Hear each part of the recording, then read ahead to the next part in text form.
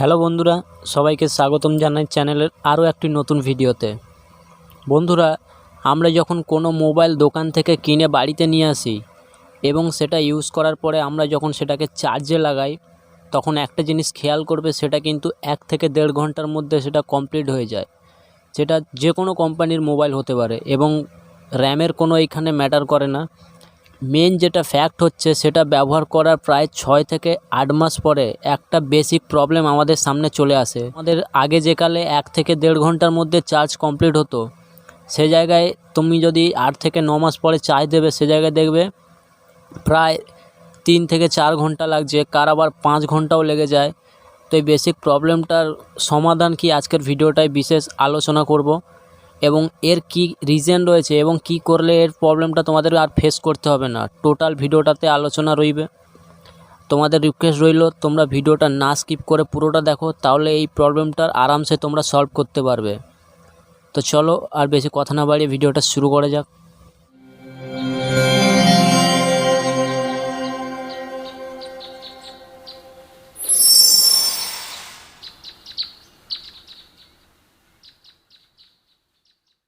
Number 1 যে ভুলটা আমরা কম বেশি সবাই করে থাকি, সেটা হচ্ছে বন্ধুরা আমাদের চার্জার কালেকশান। অর্থাৎ আমরা যখন মোবাইল চার্জে দিই, আমাদের একটা জিনিস শো করতে হবে, আমাদের মোবাইলে কোনো কিছু অ্যাক্টিভ করা রয়েছে নাকি। অর্থাৎ অনেকেরই মোবাইলে আমি দেখেছি, যারা আমার ফ্রেন্ডসরা রয়েছে, তারা 12 ঘন্টায় তাদের ডাটা অন করে রাখে। তো মোবাইল চার্জ দেওয়ার সময় কিন্তু এই জিনিসগুলো করা একদমই উচিত নয়, কারণ সেটাও একটা অটোমেটিক অ্যাক্টিভিটি হচ্ছে এবং মোবাইল কিন্তু হিট হচ্ছে।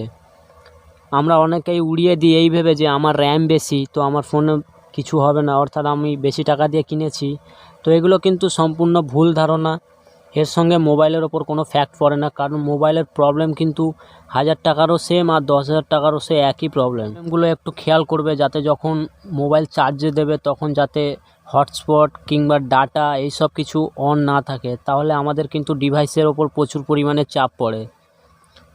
আমরা যখন কোনো অ্যাপ ইনস্টল করি, ঠিক আছে, অ্যাপটা কিন্তু ইনস্টল করার পরে যখন আমাদের ভালো লাগে না, আবার আনস্টল করে উড়িয়ে দিই।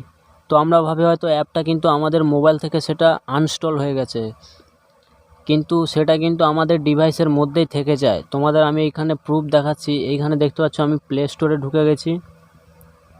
প্লে স্টোরে ঢোকার পর এইখানে ম্যানেজ অ্যাপ অ্যান্ড ডিভাইস, এইখানে দেখতে পাচ্ছ আমার যত কটা অ্যাপ ইনস্টল রয়েছে সেগুলো এইখানে শো করছে। পরে ইনস্টল বলে একটা অপশান রয়েছে, এটাতে যদি ক্লিক করো, এইখানে নিচে দেখতে পাচ্ছ একটা আছে ইনস্টল, একটা আছে নট ইনস্টল। তো এই নট ইনস্টলে যদি টাচ করো, দেখতে পাবে এইখানে যে অ্যাপগুলো তুমি অলরেডি আনস্টল মেরে দিয়েছো সেগুলো কিন্তু এখানে শো করবে। তো আমি এটা জানি বলে আমার সব কটাকে আমি ডিলিট করে দিয়েছি। আর একটা রয়েছে, এটাকে এইভাবে মার্ক করে এই ওপরে ডিলিট অপশান আছে, এইখানে রিমুভ করলে এটা কিন্তু ফাইনালি ফোন থেকে রিমুভ হয়ে যাবে। তো এরকম তোমাদের ফোনে যদি কোনো আনস্টল করা অ্যাপ থাকে, সেগুলোকে ডিলিট করে দিও, কারণ সেগুলো কিন্তু আনস্টল হওয়ার পরেও সেম ব্যাটারি খায়। তো যার কারণে অনেকটা মোবাইলে চাপ পড়ে, যার কারণে চার্জের সমস্যা হয়। তো এটা ছিল 3 নম্বর। এবং লাস্ট যেটা হচ্ছে, সেটা আমাদের কোনো ভুলের জন্য হয় না।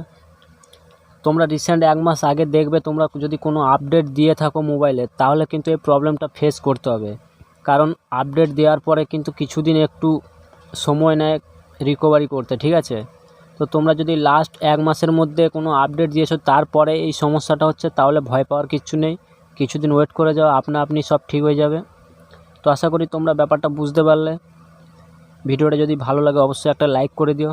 চ্যানেলে নতুন হয়ে থাকলে চ্যানেলটা সাবস্ক্রাইব করে পাশে থাকা বেল আইকনটি প্রেস করে অল অপশানে সেট করে নিও।